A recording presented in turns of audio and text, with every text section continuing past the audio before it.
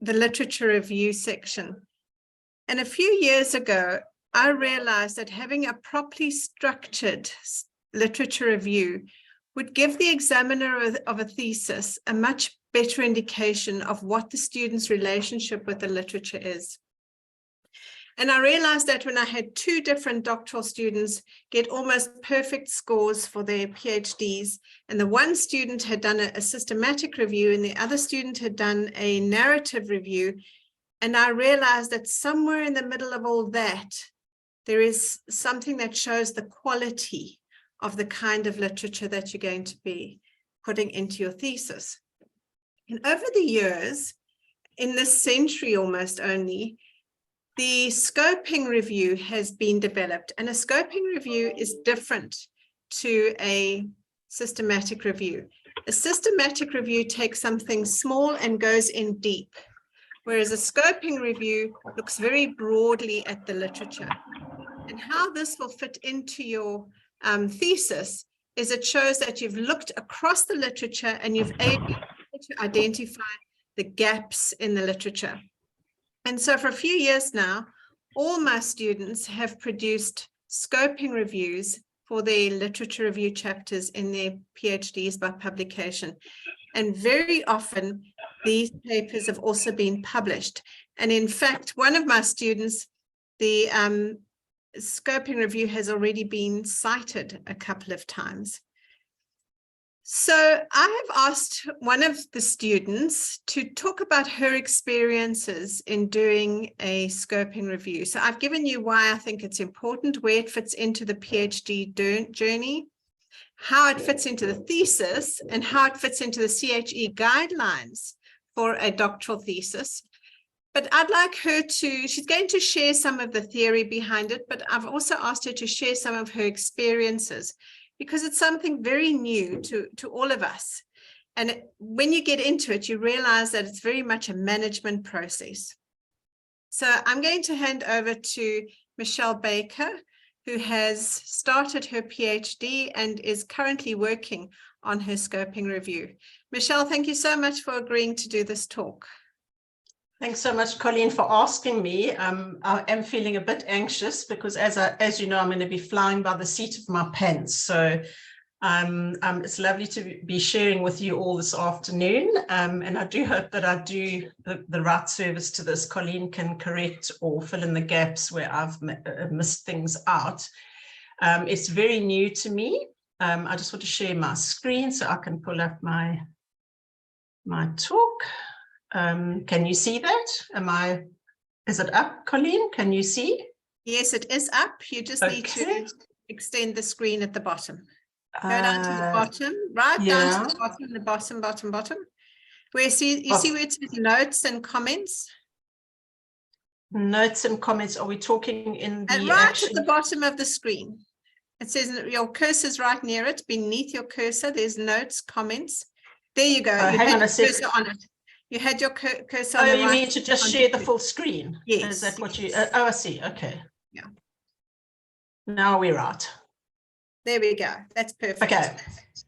Okay, so I chose a picture that's a bit daft to actually show where I'm at with it at the moment. So Colleen and I have begun this process, but you know, I'm still very much on a learning curve with it. So I just wanted to acknowledge, you know, first of all, Professor Aldous for asking me to do this, but also a colleague of mine who is also doing her doctorate. And it's been quite useful for me because she started off by saying to me earlier on, you know, are you doing a scoping review? So I said, what on earth is that? So in all my experience with two masters that I've done, I've never done anything like this. And from the point of view of a literature review, it was something quite new to me. So I thought that was, quite interesting. So Joan took me through it, and I've actually borrowed some of her talk that she did in 2016 for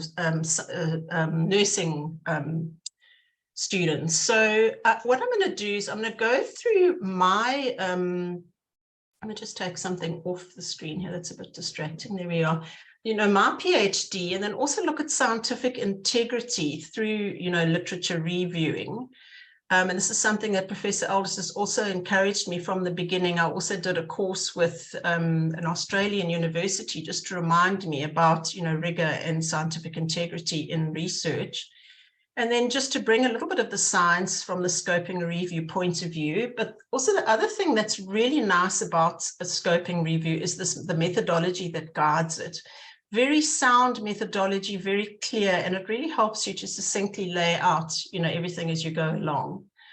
So just a little bit into the process of it, and then also some data that I'm going to present. And I'm going to sort of weave my work into it. So, obviously this is part of my work at the moment. And I trust that it's all safe with all of us. So my specialty is in sleep disorders. I'm actually a clinical neuropsychologist, and I also have a master's degree in neurophysiology. So that was my early background. But what ended up happening was I had this passion for sleep and sleep disorders, and realized quite quickly as a psychologist that my special area would definitely be insomnia, because I was seeing so many patients with insomnia. But I needed to find some order and structure in moving towards doing a PhD. And this really is years in the making. You can see, by my age that it's been some time. And I'm just so delighted to say that I'm finally in the right place with the right kind of support to actually produce this work. And it feels like it's going to happen. And I'm really excited about it. So how it's going to work in my thesis format, and this again is just, having a supervision with Professor Aldous, I've become very aware of when one just structures the whole format of the doctorate from the beginning to the end, kind of how you're going to write the thesis up. Mine is really going to look like this. It's going to have the introduction, the interview, the overview.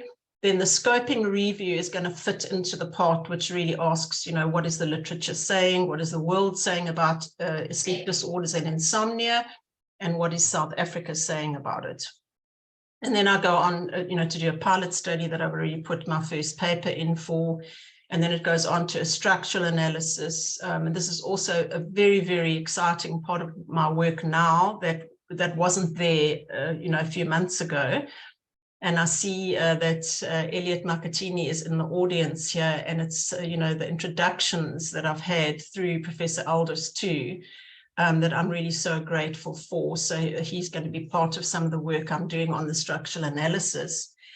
The focus groups I've already done, so they're being analyzed, and we're going to move more into sort of women per se, and then bring hopefully some practice guidelines and discussion and conclusions. That's going to be the whole thesis. But what's so nice is that even as I've started doing the scoping review, and I've done it very briefly as a starting point, just so that Professor Aldous could give me some sense of what it was going to be like. I picked up this paper, and so it's actually a scoping review, of a sleep subject, very, very close to my heart and the work that I'm actually hoping to produce. So that's really, really helpful, and I hope that might help any of you that are actually thinking of doing it to just go and find a scoping review on your topic, because this paper has really given me a lot of guidance. So it's the sort of type of reviews. You can have systematic reviews, integrative reviews, but the scoping review is what we're going to be focusing on today. And, also the sort of background of it, the original authors, Oxy and O'Malley, and then the Johanna Briggs Institute seem to be the developers of all the methodology around it, and the large database known as the Cochrane database. So, scientific integrity is something that we have to keep in mind all the time, whilst we are writing up, anything in terms of our work. But when it comes to scoping reviews, there seems to have been a lot of questioning around, how much these are proliferating, and that there was a lack of sort of control around them. And so there was some concern about scientific misconduct and, sort of encouragements that around perusing any articles for synthesis, we need to have integrity, because of the sort of credit economy of science, where honor and esteem and status kind of outweighs the integrity and truth. So we remain as authors and reviewers and readers, vigilant for any unreliable information, in reviews, and, whether it be systematic meta-analyses or, scoping reviews. So it's really quite nice to locate ourselves there straight away, as readers of vigilance, with great recognitions of any problems that could crop up that don't seem to fit in with the correct scientific background we're looking for. So Oxford and O'Malley got the whole sort of scoping review reporting going, and then more and more authors like this group have looked at customizing and enhancing a team-based mixed approach to the scoping review and bringing in a methodology. And this paper, really opens that up even more to ask again about the conduct and reporting of the scoping reviews. And this particular paper updates all the methodology and guidance for the conduct of the scoping review. So very, very helpful papers if you're looking for some referencing. Now, the scoping review protocol is a traditional literature review that really reveals possible gaps. Now, I'm working with sleep, so I'm going to keep referring to sort of sleep disorders literature, particularly I'm looking in South Africa. Sleep disorders medicine kind of got going here in the 70s, and really has taken a while to get going. But in the last 5 years, there's been a huge ramp up in research produced in sleep disorders. So, I'm really wanting to be checking the gaps using the structured methodology, of Peters is a really nice paper. You can also use grey literature. I'll explain that to you a bit later. I'll unpack that a bit more. That a structured review is easier to get published, apparently. So, that probably is something you all know better than I do. But, this is something that's teamwork, and this is what I found so valuable, that obviously Professor Aldous and myself, and any, other teamwork, sort of collaborative efforts that we've got, co-supervisors, students, we work as a team to actually do these reviews. So you don't feel alone, and you're not wondering if you've picked up the right literature and if you're referencing it correctly. I remember wading through literature reviews, for both my previous masters, and feeling absolutely lost as to whether I was actually on the right track, until somebody had obviously marked it and given me something back. But so what are scoping reviews? It's a type of literature review that aims to rapidly map the relevant research in a field of interest. So, it's beautifully laid out here where, the scoping review is often more broad. It is systematic and transparent, pretty much like other systematic reviews. It's more flexible, whereas others are sort of defined a bit more specifically. When we're looking at systematic reviews or meta-analyses. And then with scoping review, the study appraisal is sort of none or minor, whereas the study appraisal on systematic and meta-analyses are much more profound. So there's the synthesis, and this word comes up a lot when you're looking at scoping reviews, so that's a lovely word because it's sort of a bringing together of everything. You're looking at all the research, you're looking at all your topics, of interest, and then you're able to bring that together and synthesize it into some meaning for yourself, for your project. So this is by definition. So scoping review or scoping study is a form of knowledge synthesis that addresses an exploratory research question aimed at mapping key concepts, types of evidence, and gaps in research related to a defined area or field by systematically searching, selecting, and then synthesizing existing knowledge. I thought that was really nicely put. So if we go back to the JB Institute framework, the methodology really is you must have a title. So this is for the scoping review. So as you go into the scoping review, you're now going to say, well, what is my title? What is my research question? What is my background? What are my objectives and my purpose? And what methods am I going to use to find this information? So you're going to be using search terms, which are known as the Boolean terms, which I'll also unpack for you. And then, you're extracting the data, you're then wanting to display it in certain ways, and you're synthesizing and analyzing it to see what's relevant to your work. So some of the key elements of the JBI protocol is that at least 2 reviewers are, identified before the start of the review process. So at the moment, myself and Professor Aldous and then any other parts of the team are going to come in and to do it. We started the process very briefly about 2 months ago, just so she could give me a feel for what it meant. And the title must describe the topic clearly, as well as identify the population, the concept and context. So you get the feeling it's pretty much the same as your sort of research protocol, where you're having to use that same kind of format, with your title, the purpose of your research, and then these should then guide the inclusion and exclusion criteria, and the main elements of the topic under view should be outlined in the background section, and the objectives of the review should be explained. So now you're kind of getting a feeling of what the scoping review paper is going to look like if you're going to be publishing it, or what that chapter is going to look like in your thesis. And then the stages of the search strategy are going to be documented, and I'll unpack a bit how that works. And then the data extraction should display the evidence, in a chart form. And that's also a methodology, which I'll explain as well. So in my protocol, I've kind of tried to unpack this, and I have to say that, I think there are going to definitely be some corrections and additions and removals here, but my main topic is the meaning of insomnia to South African women. So I'm kind of keeping that on the back burner. But this particular scoping review is really going to look more at the prevalence of sleep disorders in South Africa. And that's sort of as the broad title. The population that I'm looking at is both men and women, initially above 18 years old and older.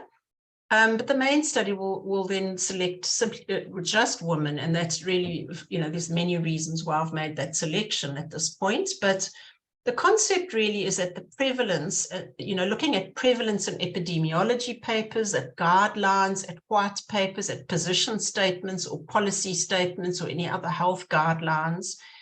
And that's where you move into what you call the grey literature. But the context of my work, really, I want it to be, Africa, but particularly South Africa. I want to be sort of looking at moving towards health initiatives, that protect sleep. It's not something we do too much. We all know about sleep hygiene, but, we don't really know, how to do it a little bit more deeply for people, because part of the reason is, what do we know even about how South Africans sleep? Or what measure of distress do they experience if their sleep is bad? And what factors impact on good sleep and change it from an acute to a chronic state? Or how does it compare to global figures? So I've kind of popped it out here, and a purpose statement of the purpose of the scoping review is going to be to map key documents that inform insomnia disorder prevalence in the global north and in Africa, but particularly South Africa. And this will be carried out by identifying general prevalence data in other countries by region, gender, socioeconomic status, including factors that influence sleep disturbances. So you kind of get the feeling like, wow, that's a lot. And then when you start to put in the research or the search criteria, you realize how you've got to refine this down even more. So the search will contribute to understanding the current lack of research in insomnia in Africa and South Africa, and highlight how little is known about South Africa's experience and definitions of good and bad sleep. And this experience will be explored for practitioners diagnosing and treating sleep, as well as the patient's lived experience of the problem. So in particular, the scoping review will assist in identifying gaps in the literature, defining and synthesizing the meaning, the lived experience of people with insomnia, and assist in directing future research on the topic. So, which we hypothesize is going to impact on standards of practice for assessment and also the treatment, the diagnosis and treatment for public health in South Africa. So that's my great dream at the moment. Let's hope I can pull it off. Still early days yet. Why are my slides set not moving on now? Let me just move off here. I think I've gone on to something. Right, there you go. Okay, so in summary, I'm going to trawl for global and local papers, including an initial dirty search and grey search, and proceed to larger databases. Then map out the global north by prevalence and factors influencing the development of insomnia disorder. And then identify gaps in the literature for South Africa per se. And then try to understand the impact of sleep disturbances in South Africa. And on South African people, and the factors that influence the change from good sleep to bad, supposed to be bad, by the way. Things like, factors such as gender, socioeconomic status, occupation, and there are many, many other factors that come up. And then understand how South Africans define bad sleep and that trajectory from, what is bad sleep to actually an acute insomnia or a full-blown chronic insomnia. And then what their lived experience and distress is surrounding that problem. And then to synthesize these findings in the literature and to chart the data by summarizing and reporting the results. And there's a way that this is all done. And so these results form the characteristics of the selected studies, which are then extrapolated into a beautiful flow diagram according to the PRISMA model, which I'll show you in a moment. So just to give you a little bit of a breakdown on the PRISMA diagram, it stands for Preferred Reporting Items for Systematic Reviews and Meta-Analyses. It's an evidence-based minimum set of items for reporting in systematic reviews and meta-analyses. So the data extraction is actually tabulated by country of origin, year of document release, the organization and society which formed the document, the type of document, in terms of, is it a guideline, a position statement, is it standards of practice or recommendations? Obviously the title will be there, and then any reference to, in my case, insomnia prevalence. This is kind of what the diagram looks like. And it sort of looks quite complicated. So my dear friend Joan actually made it quite a lot less complicated and put her data into this particular model. So, one just uses the basic principle and then you put in your own research. So the search strategy, and when I was referring to a dirty search, that really is that you first go into databases to check if you're using the right terminology for that database. You want to search with the aid of a limited number of search entry points. Then you go on to search all the databases one at a time. So for example, you could go into PubMed or PsycInfo, Web of Science, the Cochrane Library, and there are various others. I'm still learning about those. I really don't know them at all. And I've only become vaguely familiar with it through, the teaching that I've already had from Prof. So the search then is, we also need to go and look at the grey literature, which is searching things like unpublished articles that were published maybe, say, under South African road traffic ordinance rules, or, for people that fell asleep at the wheel, or, experiences. We've got a journal for sleep known as Sleep Matters, but it's not a recognized journal, but there are some amazing articles that have been written in there, and also standards of practice that are being set by, say, the South African Society for Sleep, etc. So that's where all the grey literature comes in. And then you use both subject headings and keyword searches. And then we go on to how you actually put these words together, using them in either inverted commas with ands and ors, or you use asterisks. And so these are all the Boolean terms. And you use references in key papers to identify more studies, so that, that as you get the studies that come up, you go through the references. And then you pick up other studies that you might have missed. And then you're also checking any citing to always ensuring rigor and trustworthiness as you go along. So this is just a reference to the Boolean cite, and it's really about using the right terms like and or not. And then, this is also done by Joan, and she unpacks it beautifully. I'm just going to have to take a sip. I'm going to cough.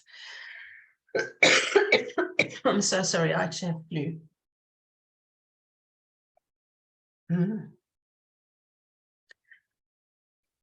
I hope you had a chance to have a look at that while I was busy coughing away. I beg your pardon. But, you know, it explains quite well here, you know, and I trust that I'm sure these slides are actually shared with you all anyway. So I'm not going to go into detail, but it does give you, you know, a detailed explanation of how to actually use the search operators of and, or not. Then it goes into talking about the modifiers, such as the asterisk. So, you know, it's really nice to know that the asterisk can then be added to sort of go and be able to use the search engine in a way. So, for example, let me use the example here. I can feel that I'm starting to stall. So it's because I don't know what I'm doing here. Like admin, if you put in admin with an asterisk, it's going to return administrator, administration, etc., etc. So it's going to give you all the returns on that word, the meaning of that word. And so the asterisk is a time saver, you know, so if you know what you're doing there, it's probably going to help a lot. And then the parenthesis as well can be used, because that way you're going to encapsulate or refine, you know, more what you're wanting that search engine to look for. So it's nice to know, you know, what all these modifiers are and the terms that you need to use to make it a much more efficient and quick search. And again, you know, quotation marks are going to be used to search for the exact phrase of more than one word, or else with some search engines, it's going to split the phrase up into single word components. So you can, you know, an example, they give you an example there of the director of tax will only return that, you know, so if you do it without the quotation marks on some searches, it's going to bring up all sorts of other stuff. I've certainly had that experience already. So just be aware that you also have to hand search, that not all documents are always indexed, linked. Look and see what documents your selected articles are referencing, and get used to the major players and the topic that you're scoping. So you know, you really do start getting used to the more cited authors.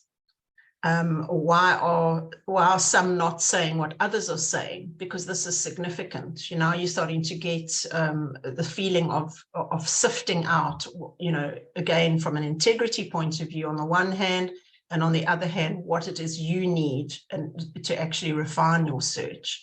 So it is a very dynamic process. And it really is, at the end of the day, about synthesis and analysis. So you'll bring it all together in a narrative summary that's going to accompany the tabulated results, and it will describe how these results relate to the review objective and questions. So thank you very much. That's pretty much all I have for you. I hope that was useful, and I certainly learned a lot actually researching for this. So thanks once again, Prof, for asking me to present. Just glad my voice lasted for as long as it did. Yeah, we couldn't postpone, unfortunately. No. Mpoi, are you still in the audience? Yep. Can see yes, Prof, I am. And this is very beautiful, Michelle. Congratulations. Thank you. Thank you. Yeah. That's really nice, because I definitely was flying by the seat of my pants. Yeah, you did very well. Well done. So I asked Mpoi if she was here, because for the last 2 years, I've asked Mpoi to give this talk because she'd been doing them at the time. And I always want to have a speaker who is current. But Mpoi, would you like to make some comments about your experience of doing a scoping review? Oh yeah, I'm still on. I think a scoping review is very essential, especially in academia, because for me, it helped me with understanding critical reading and critical understanding of the papers. Had it not been for the practice of a scoping review, I wouldn't even know what to look for in a paper, any paper really. But it helps you get to the nitty-gritties, to be able to compare and contrast, to know what's important and what's not important, even as you read papers for other purposes. So, Prof, I think it was a very good strategy that you make all of us to actually go through this scoping review process, because now I am a better reader and writer because of it. It is it can be frustrating, it can be overwhelming, and especially having to go through thousands of papers sometimes, or refining your topic or all that. But because it's usually done in a team, and there's always people to help you every step of the way, I think it helps us. But in us trying to obtain doctorateness, this is one of the key ingredients. Thank you, Mpoi, for that.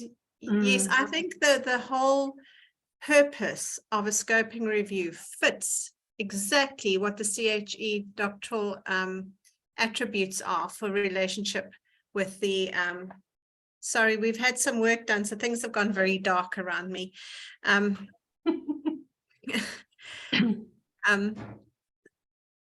The scoping review fits exactly what the CHE requirements are for doctoral attributes. So that is why I have liked it. And as I said, the reason I started looking at this was I had two almost perfect PhDs. One had a narrative review, the other one had a systematic review. And in retrospect, I realized that anybody could have said that the narrative review could have been selective. They could have cherry picked. They could have said that. I knew that that student hadn't done that, but that wasn't as certain as somebody using a thorough method. And I've had another experience with a student who, he's not on this call, else I would ask him to speak unless he's with somebody. Fusi, are you here? Okay, well, I will just speak about his experience. So he came to me while he was busy with his master's was being intended to go to be upgraded to a PhD. And I got him to do the scoping review.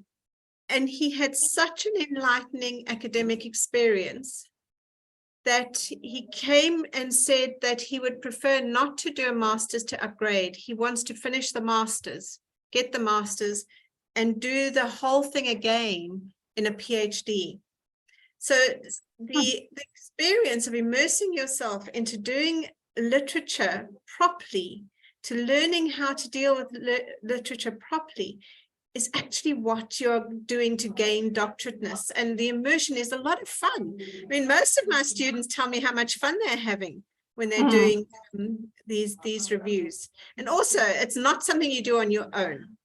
It really is a team effort. So I sit beside all my students, at least two of us, and we work through all of this together. It's that's the best part, and I'm feeling that so strongly already. And that thing about you speak about the excitement, and everybody's been saying immerse yourself in it, in the data, and I've been wanting to do that and really trying, and I haven't been able to like jump in, and get swimming with it. And all of a sudden, because do you remember when you first told me about it, you said, no, you're going to do a scoping review, and I kept calling it the concept document. And I couldn't bring myself to get even, use the word scoping. And then it suddenly dawned on me what it meant, looking at the scope of what you were doing in this broad spectrum of your work. I'm not sure if I'm still on. There's something happened. Did anybody hear that? I think I went off, or did you go off? You froze, Colleen. Are we okay?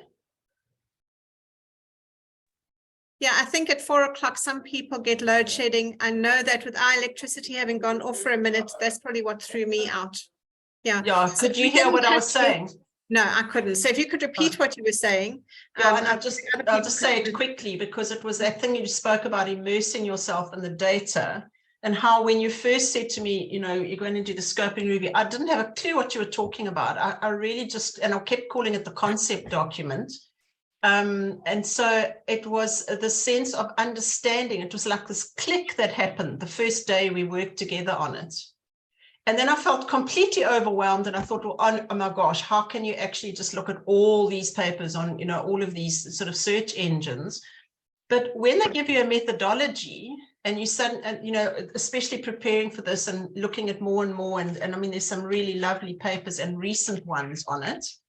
it just puts everything into place. And so it feels like you've got this order and structure, you know, and I love what Paul said about critical analysis, because I found that starting already, even in these few little papers that I've picked up now. And then also that sort of idea of making sure that, you know, you are also checking for integrity behind it, that you're not just picking up any old thing and going, oh, this is relevant, that's relevant. So it really is exciting to feel this completely different impetus, or this sort of, this feeling of movement and being excited in my work. Thank you. Okay. Sorry, I just had somebody pop into the office. The contractors have finished here.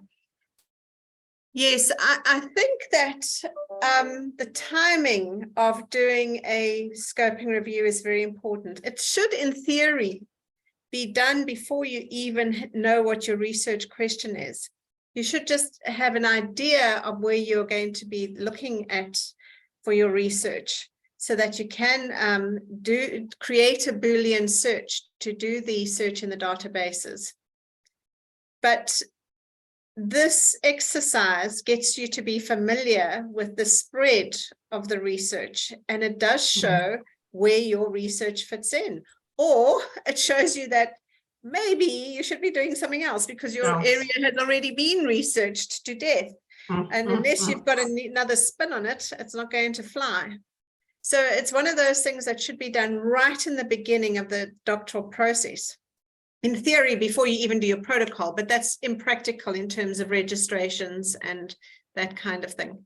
But if it's done as your first exercise after you've registered, it really does bring a lot of the doctorateness to you early on, instead of you getting all of these aha moments right at the end, and where you've been sort of bubbling around, not knowing where you're going, not seeing the end of the tunnel. I know for many people, they only get to see what doctorateness is about in the last 6 months. But I think if we do this properly, you get to know what doctorateness is a lot earlier on. Richard, do you have any comments on this?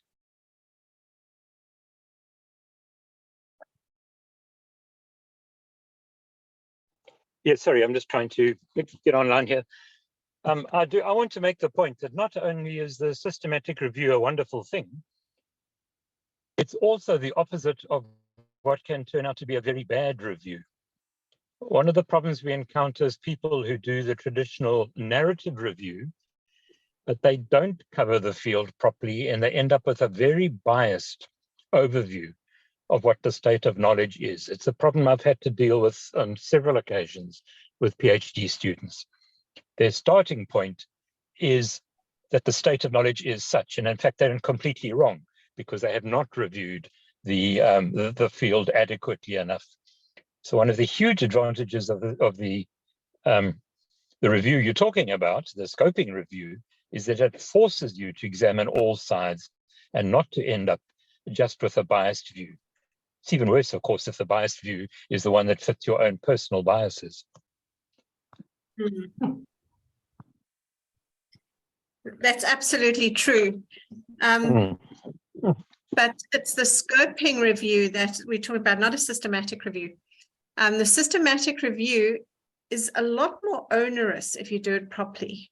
And that has a much smaller focus. But I am talking about the scoping review, sorry, not the systematic review. No, I'm talking about the scoping review. I might have just used the wrong word. And really, to get your teeth into doing a scoping review, you only need to look at those papers. And if you study those papers and make your notes from those papers, if you did a course on doing scoping reviews, you're not going to know what you're doing the next day.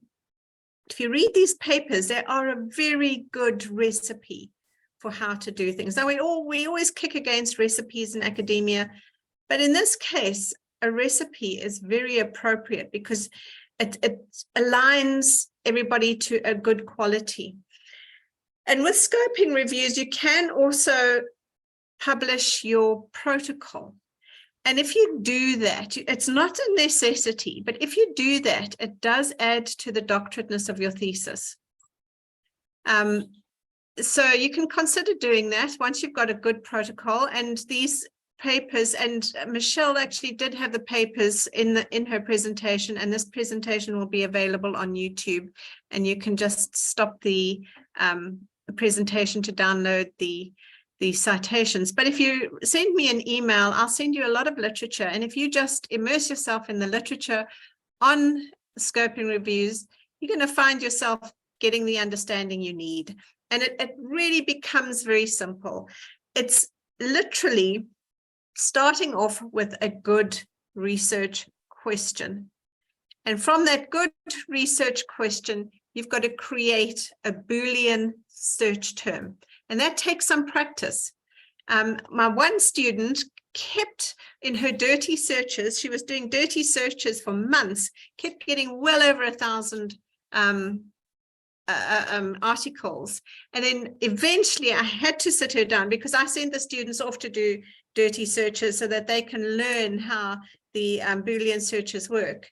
When we sat down, we changed 1 or 2 things in her search, and she dropped down to 17 articles. And although people think that that's a small amount, if you're covering a scarce disorder or a scarce occurrence in medicine, and you've got 17 good articles, that's absolutely fine. And that could very well get published. The old way of doing a narrative review very often is it's left to the last minute. So you've done all your research, and then you quickly catch up with a literature review at the end. And sometimes you find that your research is no longer novel. So I like the fact that we do the scoping review first up. Are there any other comments or questions about a scoping review? Is it clear to everybody what the scoping review is meant to achieve?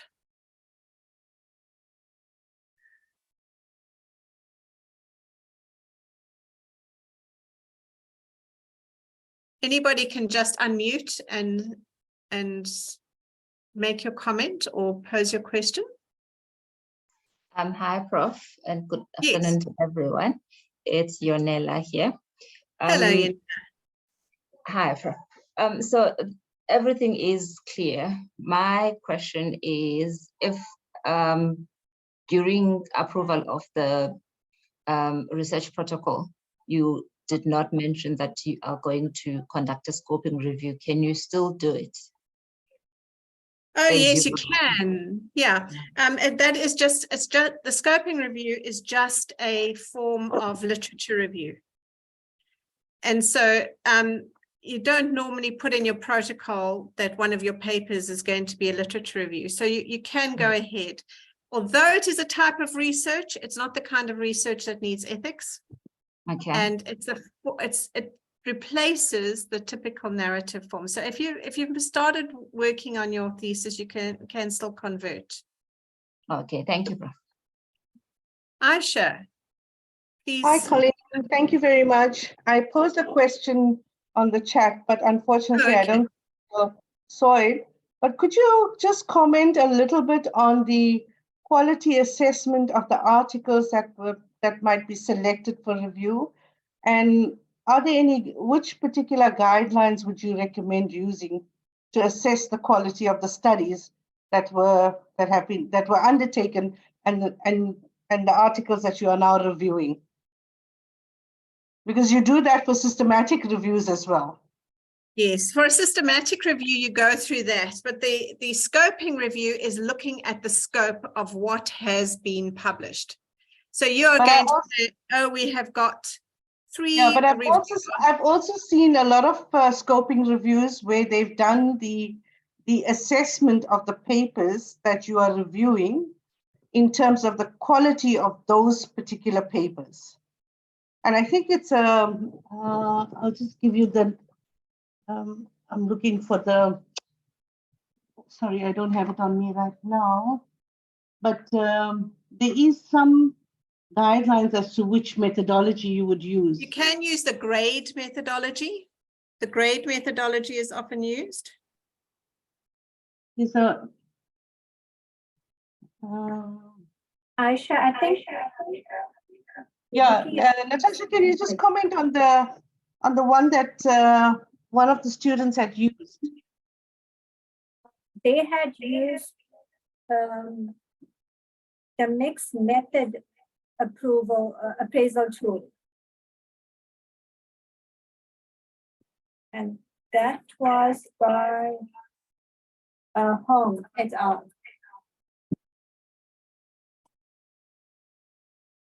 Okay, so let's just clarify this. You can select a whole lot of papers, you can download them, and you can exclude them based on their title, based on inclusion and exclusion criteria. And then you can use the grade methodology.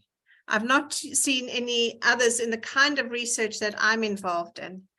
So Will you share that with us, Colleen? The grade methodology, I Yeah.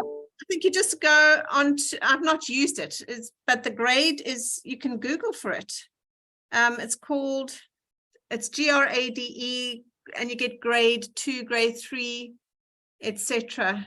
And that looks at the quality. But in the kind of scoping reviews that I have done with my students, I've not felt that that was necessary, because these are mostly the articles come out of peer-reviewed journals, and there aren't RCTs, and mostly the grade stuff goes for RCTs. But I'm looking at things like insomnia, for example. So anybody who's written about insomnia and who's been published in a recognized journal or in the grey literature that is recognized, not newspapers clearly, but in policy documents, etc., we include that in the scoping review. And most of the students have had their work published like that. I would think that if you're going to look at the quality of articles, you would look at that particularly with randomized controlled trials, but in most of the research. So the one that we were talking about is the mixed method appraisal tool. It's a methodological quality appraisal tool. So it looks at, it has a category for randomized controlled trials. It has a category for quantitative studies. It has a category for qualitative studies, and it has a category for mixed methods. And within each of those categories, there are additional 3 or 4 questions which you need to address to determine the quality of the study. So I can share that with you, but yeah. Wonderful. I think if you're going to be determining policy, I think Tivani had used that with one of my students. Yeah.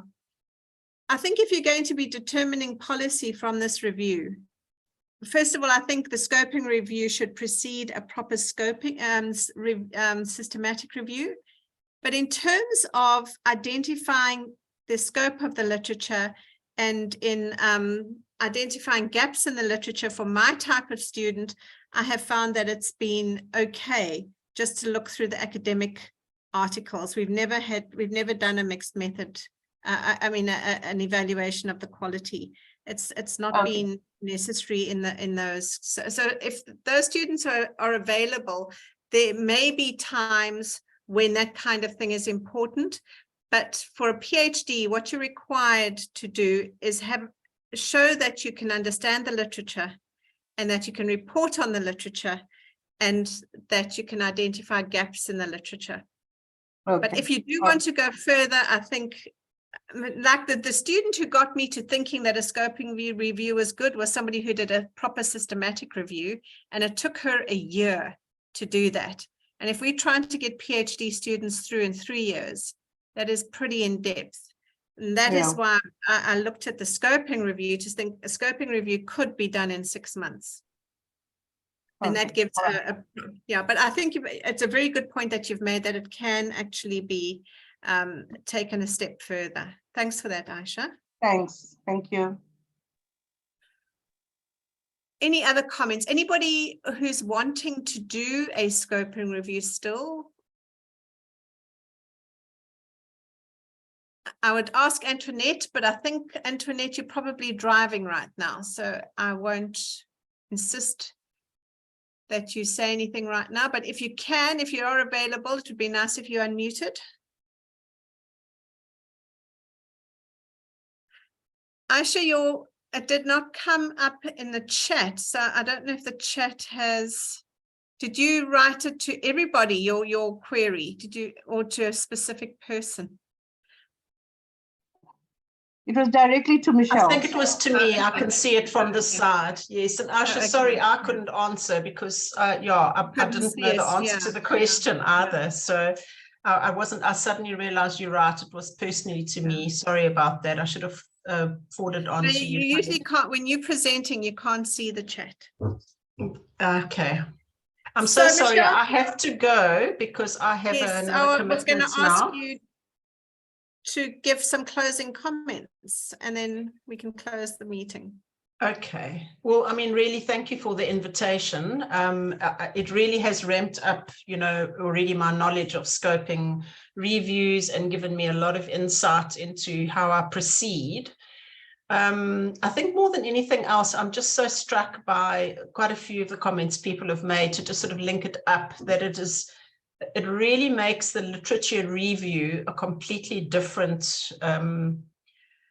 I almost want to call it animal, because that comment that Richard made about bias, I was thinking if you did, as somebody, you suggested somebody did, was to go through everything and then suddenly go, oh my gosh, I slept to write my literature review, and you sort of go and throw that together. I mean, you're just chucking in all your own personal biases as well. So, that I thought all the comments back were very pertinent, certainly helped me. And I feel very privileged that I was the chosen one in the place of obviously a student who's been able to do it over the last few years and do it, very eloquently. So I hope I did her proud too and didn't miss out any gaps there. I think it was important, hey? Yeah. So yeah, thank you for that. And I'm looking so forward to our actual journey, where we'll be hanging out together for hours on end, trying to trawl through the literature using these terms, etc., to bring out what we need for my study. Because the first thing we kind of come up with is that you talked about the student that got like millions of responses, and we thought we might get the same, and when we got to South Africa there's hardly anything, so I suppose, what does that mean then? If we get very little, I know you explained this to me before, you said it doesn't matter because, and I think the answer was that globally, all that information is going to inform us, and then we can compare it to the very scant papers that come from, Africa and South Africa. Since then, I've discovered quite a few Nigerian publications that we didn't find. Yeah. And we're going to have a lot of fun. So I look forward to that. Thank you for taking the time to prepare this talk, and thanks My to everybody pleasure. for attending. Next week, Prof. Heft will be talking about referencing and citation managers. I will be in Johannesburg next week, so Prof. Heft will be at the wheel. I'll be at the wheel again the week after that. Thanks again, everybody. We'll see you next week. Thanks so much. Bye. Bye. Thanks. Bye. Bye-bye. Bye. Bye.